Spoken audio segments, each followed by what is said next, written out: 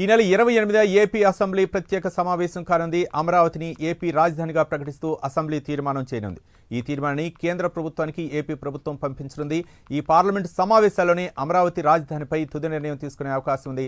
మరిన్ని వివరాలు మా కరెస్పాండెంట్ శ్రీహరి అందిస్తారు. Srihari,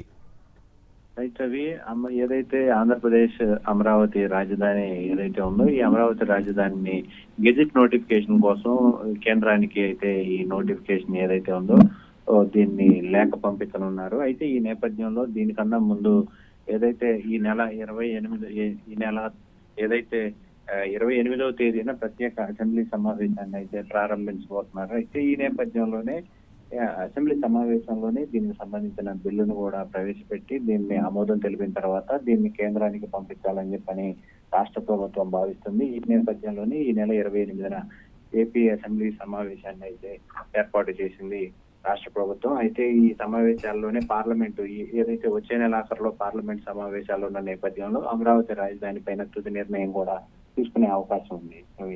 right, thank you Srihari.